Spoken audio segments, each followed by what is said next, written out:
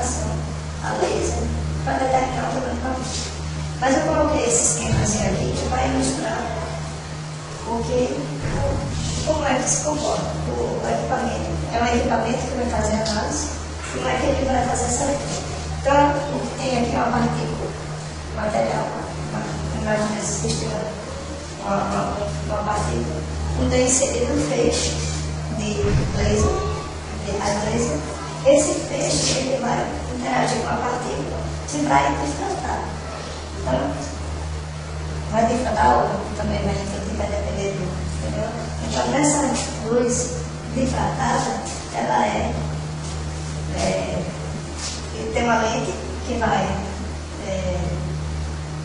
classificar esse raio e um detector. Então, no detector do equipamento, ele vai pedir esse ângulo, o ângulo de difração. Então, depois de medir o ângulo, ele vai fazer uma série de operações matemáticas, transformadas em Fourier, e é uma continha que ele faz nada simples, que vai determinar, de acordo com esse ângulo, de acordo com o tamanho da partícula e o ângulo que ele foi difratado, o tamanho da partícula. Então, é muito complicado de se explicar e muito fácil de fazer. O equipamento atualmente é uma das técnicas mais utilizadas. Aqui tem alguns que está dizendo, tem algum aqui em cima do dedo. Não. A gente está esperando chegar. Falta demais aqui. Aqui a gente não tem. A difração a laser para a partícula então, o que vai mais demorar a preparação da amostra do que a obtenção do resultado. Então, É sempre eles têm que preparar uma malha química. Depende do equipamento. Tem equipamento que ele não aumenta as coisas. Tem equipamento que ele só faz a contagem desse tamanho a partir de um determinado tamanho. No caso da 0,74 micrômetros, né? Que é 200. Tem também na peneira 35, tem outra faixa. O lá em Natal, que a gente utilizava, tinha que passar na peneira de número 40. A partir daí eles não faziam nada. Então vai depender de equipamento para equipamento. Então, o que demora mais nessa análise é a preparação da amostra. Por quê? O cuidado com desaglomeração do material é fundamental, principalmente ele. Porque se o equipamento, o material estiver aglomerado, não vai ter essa partícula aqui. Então, ele vai fazer uma leitura desse material. Se tiver várias partículas dessas juntas aqui, a leitura já vai ser o diâmetro do material agora. Então, o dado que vai fornecer, a curva que vai fornecer a distribuição. Então, o principal problema da difração a laser, a técnica rápida, confiável, mas é um problema de preparação do material antes da análise, evitar a aglomeração do material. Então, dependendo do tipo de volta tem vários tipos de flutuantes, quantidade de flutuantes, e isso gera um grande número de trabalhos e questionamentos. Qual é o flutuante ideal? Qual a quantidade ideal? Assim, fazer a análise por difração de análise.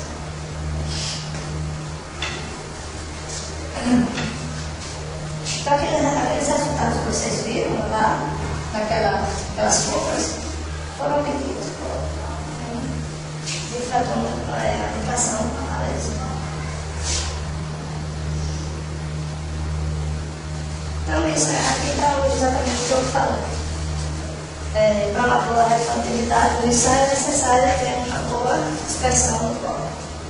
Além disso, normalmente a análise é realizada em meio líquido, onde se coloca seu água ou solventes orgânicos.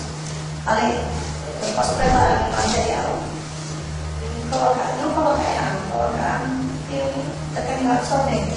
Para colocar em água, pode fazer em meio, em outro meio, sem ser água. Com adições de dispersantes ou surfactantes, que tem a função de empurrar moléculas diferentes, né? Que não sejam, que tenham a característica de se juntar. E essa técnica aqui também ela pode ser uma análise assim. A maioria dos equipamentos trabalham com e-mail, mas ela é possível também fazer uma deflação do material a seco. Ou seja, o pó do fechado natural tendo como espessor a água ou o ar.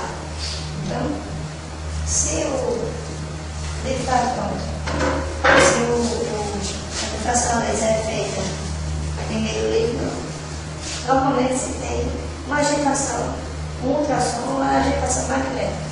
O material está sempre em agitação para evitar a aglomeração. Se o material, se o pó for feito a análise a seco, ou seja, sem colocar nenhuma suspensão, o material é como se fosse o pó, ele vai ficar lá em suspensão pela impulsão, pela colocação de um ar que vai dispersar esse material. Então, um jato de ar ou vários jatos de ar vai fazer o material vir em suspensão e, do mesmo jeito, tem que seguir um peixe de raio laser para medir o tamanho. Sinceramente, esse equipamento com ar eu nunca vi, mas no nosso livro tem, e falando disso aí, tem um parágrafo que ele fala de deflação a seco. Mas aqui eu nunca vi, me surpreendeu até, porque essa parte eu nunca tinha visto. Se realmente tiver já fabricando aqui no Brasil, é bem interessante. A gente estava pensando em adquirir para a Fortaleza. Pode ser que você tenha vantagem, principalmente em relação à questão de amostra. A gente tem que preparar uma suspensão, que é o seu urbano. E quando se trata nesse caso, a seco, o pó seco, vai ser bem mais fácil, né?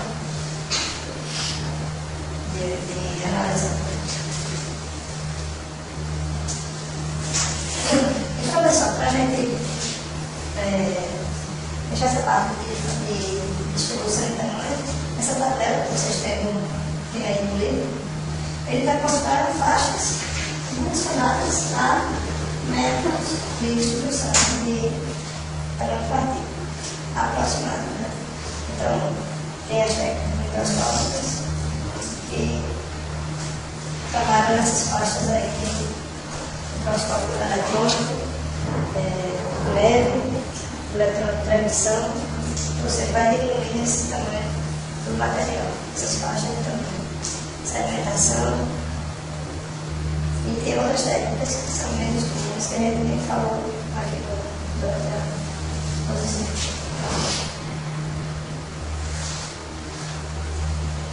E agora a gente vai para, se determinar o tamanho da palavra, já é difícil, mas da forma. Então, a gente tem o pó para caracterizar a forma do pó. Para caracterizar a forma do pó, a gente tem um número e quantidade. Então, o desejado, o que a gente queria mais seria essa primeira aqui. E a gente, se pudesse fabricar ela, seria ótimo, né? Mas aí, nem sempre a gente tem formato esférico ou próximo desse formato. Então, aqui a gente tem inúmeras formas que é possível se ter quando se trabalha com pó. Arredondada, circular, curta, aqui é um agregado de agregado de pó, angular, de forma muito ângulos da partícula, irregular, quando não se tem uma definição de uma partícula irregular, a circular, cilíndrica, de outro formato, fibrosa, lamelar, que é muito comum em partículas argilosas, nessa estrutura na forma de lamela, esponjosa, porosa, partículas que têm porosidade muito alta, partícula formato de gota, e assim, micrometal, poligonal, entre. Então, são muitos formatos possíveis desse material. Então, relacionado com forma de ter a esfera, que é mais comum, a desejada esférica, geométrica de esfera, a geometria dela funciona. A irregular, a ausência de qualquer simetria, também é muito comum, partículas formadas irregular. Essas detríticas, que tem geometria ramificada, e aí tem outros nomes lá que cada vez é mais difícil. Então, o que é importante a gente lembrar que a forma da partícula ela vai influenciar no processamento, principalmente em propriedades de fluxo, quando o material é submetido a uma etapa de seguinte do processo de fabricação depois do pó, na compactação do material e na interação com fluidos. Então, em uma suspensão, dependendo da característica da forma desse material, ele vai ter uma viscosidade X. Se eu mudar a forma do material, eu vou ter outra viscosidade. Então, qual que é a gente só olhar aqui? Então, pessoal, com relação a essas três informações que eu coloquei aí, a propriedade do fluxo. Então, imagine que o material ele necessita de fluidez. Então, dependendo da forma do material, ele vai ter diferentes características de fluidez. Para se ter uma melhor fluidez, o que é necessário? Ter menos área de contato. Se pensar de forma, né? Na forma do material, menos canos vivos. Então, quanto mais esférica for o material, quanto mais próximo da esfericidade do material, maior vai ser a velocidade do material. Então, se eu quero processar um material, e esse material ele tem que ter uma velocidade boa de fluxo, eu tenho que aproximar o material a formato esférico. Quanto mais distante for, menor vai ser essa velocidade. Então, se a gente pensar em compactar o material, da mesma maneira, eu vou ter compactado mais uniforme, quando você está tendo uma velocidade do pó, do pó, no caso da velocidade do pó, é maior. Então eu consigo distribuir na matriz de compactação material que seja mais esférico. Por isso que há aquela questão de esfericidade do material é desejada. Esses fatores são responsáveis pelas propriedades do material. Então, como eu falei, essa determinação da esfericidade do material, da forma do material, não é uma tarefa simples, exceto quando se trabalha com esfera ou cilindro. E a caracterização quantitativa da forma pode ser bastante complexa. A forma de uma partícula irregular é normalmente um fator de forma.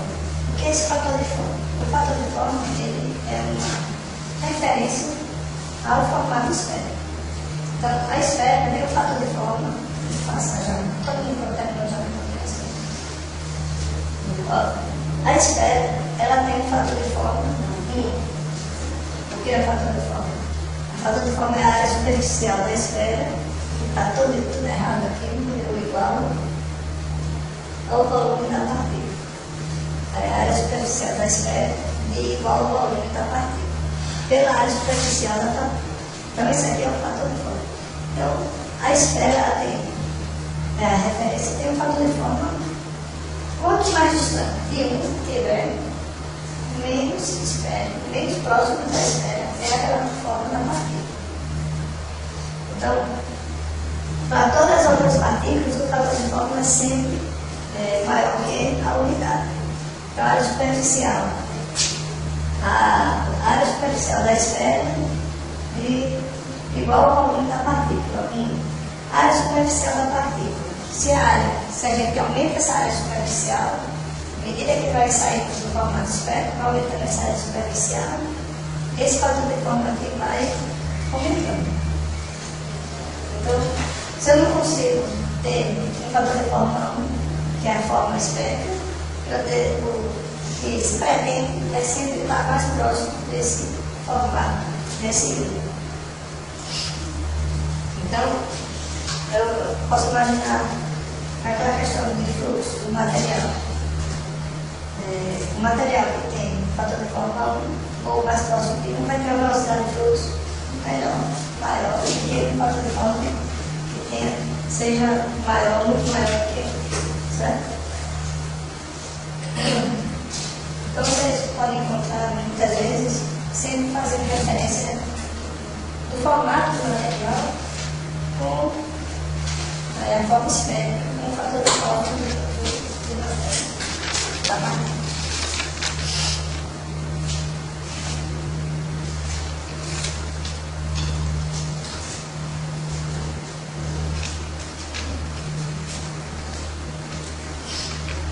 Outra característica física bastante importante do material é a área superficial, a área da superfície do material, que é definida como a superfície externa da partícula, toda a parte externa da partícula, definida a uma unidade de massa. Então, a unidade de área superficial da partícula é metro quadrado ou centímetro quadrado, pode ser também, mas o normal é metro quadrado por grama. Então, o material tem uma área superficial, por exemplo, de 20 metro quadrado por grama. Porque a unidade que vai estar mais comum encontrar vai ser sempre essa de área, a área da partícula, a área externa da partícula, por unidade de massa. Então, além da importância, da própria importância de determinar a área superficial, muitas vezes a área superficial é utilizada para determinar outra característica do corpo. Por exemplo, para determinar o tamanho da partícula. Então, essa fórmula aqui, ó, que a gente tem aqui embaixo, ela vai determinar o diâmetro da esfera, o diâmetro da área específica. Porque o diâmetro da área específica é o diâmetro que vai estar relacionado com a superfície específica do material. Então aqui a gente tem a área específica, que pode ser determinada no equipamento determinar a área específica do material. A gente conhecendo a densidade do material, a gente determina esse diâmetro. O diâmetro vai ser o tamanho. Então, o tamanho da partícula, a superfície, a área superficial, ela pode ser útil também para determinar o tamanho médio da partícula. A técnica mais comum,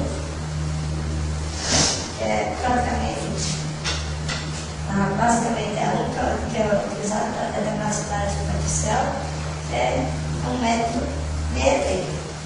E esse método é conhecido em homenagem aos inventores da técnica. Então, ela funciona, o método funciona com a dissolção do hidrogênio. Então, a unidade que é disponível de hidrogênio é relacionada com a área específica da partícula. Então, aqui na universidade, a gente tem um equipamento que faz a medição da área específica, que é no carvão ativado. No caso do carvão ativado, uma das características mais importantes é a área superficial do material.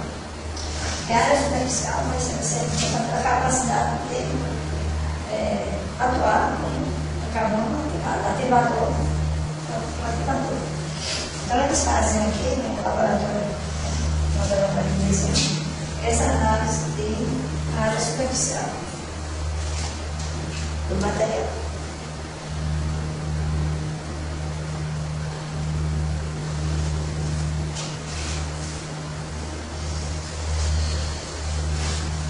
Então, o método de obtenção também o equipamento ele vai ser responsável pelo dado. A única coisa que a gente vai ter é o valor final. O pó ele é colocado no equipamento e a resposta desse equipamento é um valor que vai ter essa unidade relacionada com a área superficial.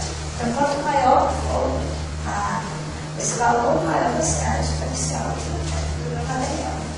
E essa área superficial, como a gente via, você já vê, é relacionada com o tamanho da partícula. Quanto menor for o tamanho da partícula, maior vai ser a área, a superfície externa do material, a área superficial do polo. Certo? E a última propriedade física do material é porosidade. A porosidade do material ela é muito importante, dependendo do método que é utilizado para sintetizar o material. O pó ele pode consistir em aglomerados de partículas primárias que são altamente porosas. Então, lembra lá do início, aquele aglomerado que então, a porosidade do material ela pode aparecer principalmente quando se tem aglomerados, porque são porosidades que vão ficar entre as partículas primárias. E a própria partícula primária ela pode ter também poros dentro das partículas. Então os poros eles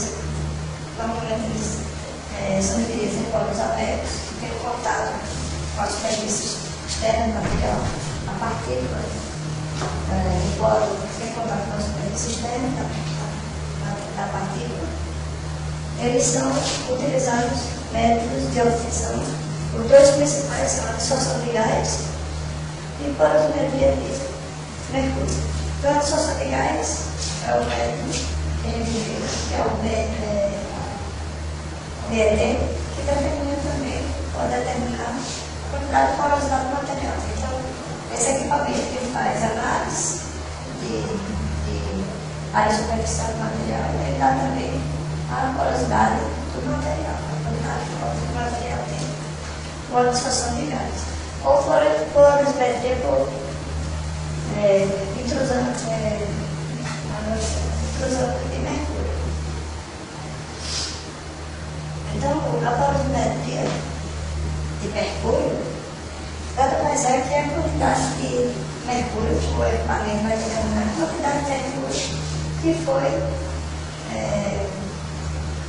vamos dizer, colocada no material, a quantidade de mercúrio que foi introduzida no polo, dentro dos poros do material. Então, é uma técnica que é das mais utilizadas para determinar porosidade de materiais particulares. Porém, tem um grande inconveniente que é trabalhar com mercúrio, que é um metal perigoso, de se espalhar, ele é muito volátil e traz enormes consequências. Então, cada vez mais se está diminuindo o uso de mercúrio, mas mercúrio porque ele tem uma viscosidade bem, capacidade de penetração na porosidade do material de nenhum outro veículo. Basicamente isso, mas a gente poderia, por exemplo, determinar outro elemento, por exemplo, a água. Mas muitos póis ele não resistem quando são colocados na água. Então, o mercúrio ele também ele não reage com o pó. Ele fica dentro na camada do material. Então, isso mais ou menos o mercúrio. Por exemplo, fala lá do produto final, porosidade do material final. Pode se usar também porosimetria de mercúrio. Mas também pode ser material, ele não reagir com a água, mas em cada lugar a água do lugar mercúrio. Então, porosimetria com água, que tem mercúrio. Então, tem que levar em consideração a densidade do mercúrio, a densidade da água, mas tem uma correlação que é feita e substituição. A dissolução de gás é aplicada na medição de pó na faixa em faixas de tamanhos maiores. Quando se utiliza temporas maiores, é mais adequado utilizar método de dissolução de gás. Enquanto que a porosidade de mercúrio é mais utilizada para intervalos da faixa de macro-ondas. Então aqui são as categorias em relação à porosidade, o tamanho da porosidade do material. Então temos os microporos, mesoporos e macroporos. Novamente, essas limitações de tamanho, eu não gosto de apresentar, mas como são clássicos, essa classificação. Tamanho de poro, mas o meu poro, qual é a classe que vai pertencer ao meu poro? É microporo, o mesoporo. Então, de acordo com essas faixas, a gente classifica a nossa porosidade. Certo? Porosidade do nosso material, do nosso poro.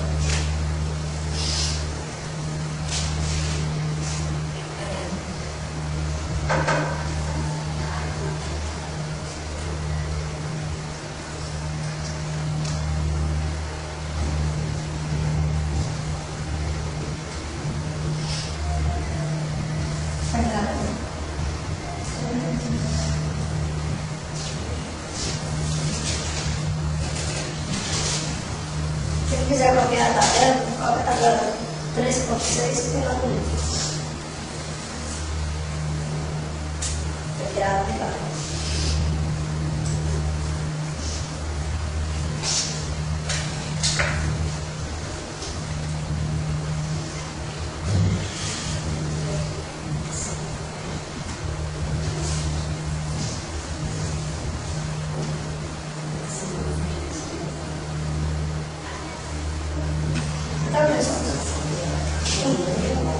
Características físicas do material, as principais são essas. Então, eu achei conveniente apresentar as técnicas, as principais características de cada técnica, os problemas, os meios de determinação de cada técnica, cada propriedade. Quando se trata de composição química do material, nossa preocupação em relação às técnicas, já que são menos, quantidade menor. E tem técnicas que são bem mais utilizadas do que outras. Então, como a gente vai ver agora, a importância de determinar a composição química nele é fazer uma análise química do material. É isso que vai determinar a composição química do material. Então, os principais tipos de análise química é a análise parcial, que vai determinar certos constituintes da amostra. Então, eu vou fazer a minha análise para determinar, eu quero saber se minha amostra tem ferro. Então, vai ser indicado uma análise parcial daquele meu pó. Eu quero que se meu pó tem ferro, eu vou fazer uma análise específica, parcial, para saber se tem ferro. Se tem, quanto de ferro esse meu material tem. Então, quando você fala em análise química, a gente tem que levar em consideração que pode ser feita análise parcial, análise de constituintes, no caso que façam linhas ou traços, que é um caso específico de análise parcial, que vai determinar componentes específicos que estão presentes em quantidades muito pequenas. Então, meu material tem ferro, tem, mas a quantidade é mínima, é traços. Então, essa análise é análise do constituinte bem específico que vai estar na minha amostra em tecníssimas qualidades. E o mais comum é o último caso, que é a análise elementar, ou seja, análise dos elementos que estão presentes na minha amostra. Então, a análise elementar ela vai determinar a quantidade de cada elemento da amostra sem preocupação com o composto. Então, ela vai apresentar, tem ferro, tem oxigênio, tem alumínio, mas não vai dizer como eles estão associados. Ele não vai dizer que está presente e quanto percentual está lá presente.